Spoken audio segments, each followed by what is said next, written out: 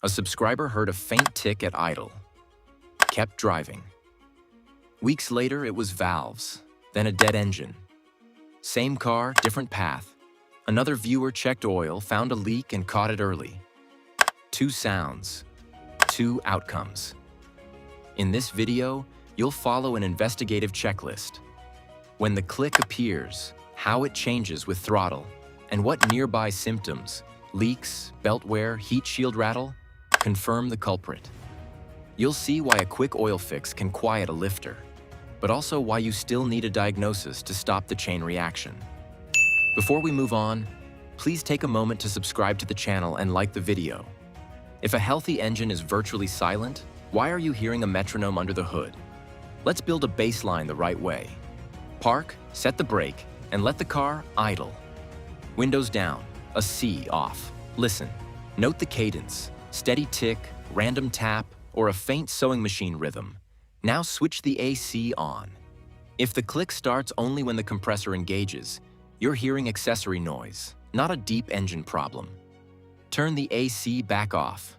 Stand by the passenger side near the wheel well where injector noise is loudest, then move to the front of the engine and the valve cover area. Changes in tone or location matter more than volume here. Some clicks are harmless. Heat shields ping after shutdown as metal cools.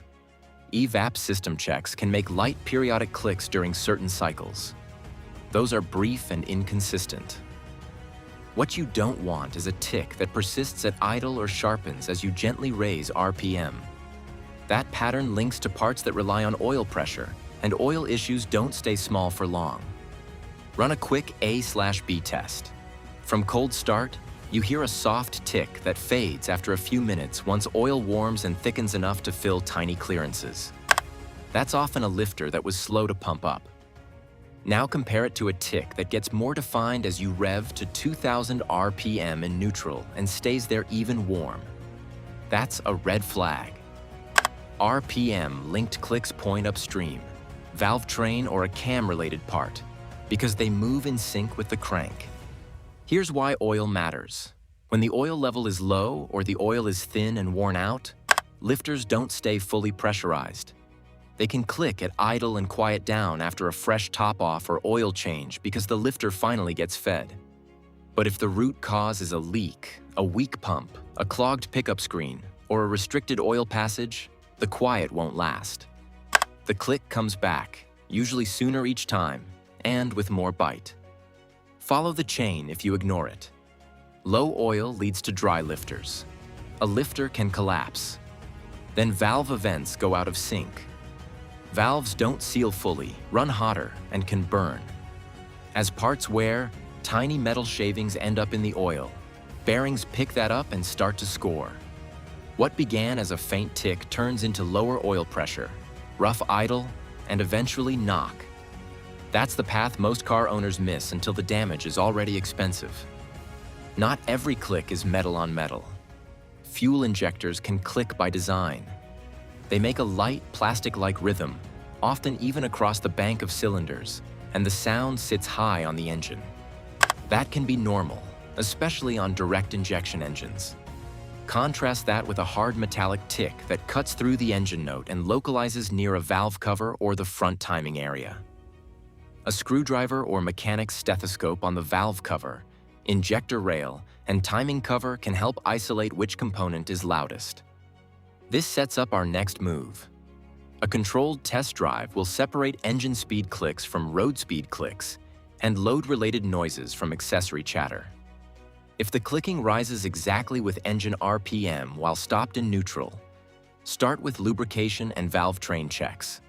Verify oil level and condition, look for leaks, and note oil pressure behavior. Treat low oil as a symptom, not the fix. Now take the car on a short, safe route to decode how the sound behaves under load, while turning and during braking. One loop around the block can tell you if you need an oil change or a tow truck.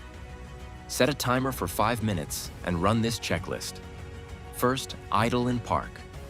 Windows down. Listen with the AC off, then on. Second, a gentle rev in neutral to around 2000 RPM and let it fall back to idle. Third, a slow, straight-line roll in an empty street or lot, barely on the throttle.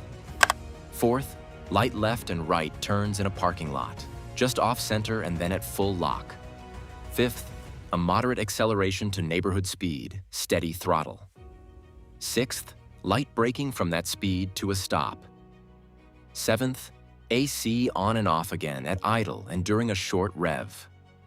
Keep notes on when the click appears, whether it matches engine RPM or road speed, and if it changes with steering, throttle, or braking. Here's where people get tripped up. The same click can tell very different stories depending on the moment it shows up. If you mix up engine speed noises with road speed noises, you chase the wrong system and the cheap fix turns into a teardown. Pattern first, part second. If the click shows up when turning at low speeds, aim your focus at the front half shafts. Outer CV joints click in a steady rhythm that follows wheel rotation and gets louder the tighter you turn. It often pops most on full lock in a parking lot. After the drive, kneel by each front wheel and inspect the CV boots. Look for splits or pinholes, grease flung in a line on the inner fender or control arm, and any play when you grab the axle near the joint. Fresh grease outside the boot means the joint has been running dry. Hear a click that speeds up exactly with engine RPM even while stopped? That points up top. Lifters that bleed down, worn rocker tips, or a cam lobe starting to go flat can all create a precise metallic tick that follows the tach, not the tires. Check the dipstick before and after the loop. Note oil level, color, and smell. Confirm when the last oil change happened and what viscosity was used. If you have an oil pressure gauge, note pressure at hot idle and during a light rev. Falling pressure as the engine warms strengthens the lubrication angle. Not every sound is from inside the engine. A squeal during moderate acceleration or when you switch the AC on often traces to the serpentine belt, or a weak tensioner letting the belt slip under load. A tinny rattle near the tailpipe or under the floor over bumps or at certain RPMs can be a loose heat shield or a fatigued hanger, which mimics engine trouble but isn't. Tap the shields with a gloved hand once the car cools. A loose one will buzz with a light touch. If the clicking shows up only under braking, shift attention to the corners. Pad hardware that's loose, a missing anti-rattle clip, or a rotor with a high spot can create a sharp, repeating tick that tracks wheel speed and vanishes the instant you stop. A failing wheel bearing can drone or click as well, but it will change with side load during turns and won't follow engine RPM at a stop. After the loop, pop the hood. Look for fresh oil or coolant trails, especially around the valve covers, timing cover, and water pump. Watch the accessory drive at idle. A pulley that wobbles, a belt with frayed edges or glazing, or a tensioner that jitters under a quick throttle snap all point to the front-end drive. Tap suspected heat shields and check for missing fasteners. Do a quick battery and charging check with a multimeter. You want about 12.6 volts engine off and roughly 14 volts running. Weak charging can cause rough idle complaints that distract you from mechanical noise. Now connect the dots, turning click points to a CV joint. RPM only click leans valve train. Tinny rattle over bumps screams heat shield. Brake only click flags pad or rotor hardware. You've located the suspect. Now prevent the cascade before it destroys the rest of the system. Treat any click as an early warning. Small, cheap fixes stop the chain that ruins engines and drains savings. Break it early and you avoid burned valves, scored bearings, and roadside breakdowns you didn't plan for. Run the 5-minute test drive today. Note when the sound appears, how it tracks RPM or road speed, and what changes it. Check oil level and condition, look for fresh leaks, and scan for loose shields or belt issues.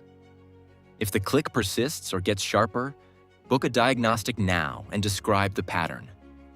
Quiet isn't just comfort. It's confirmation your engine isn't quietly wearing itself out.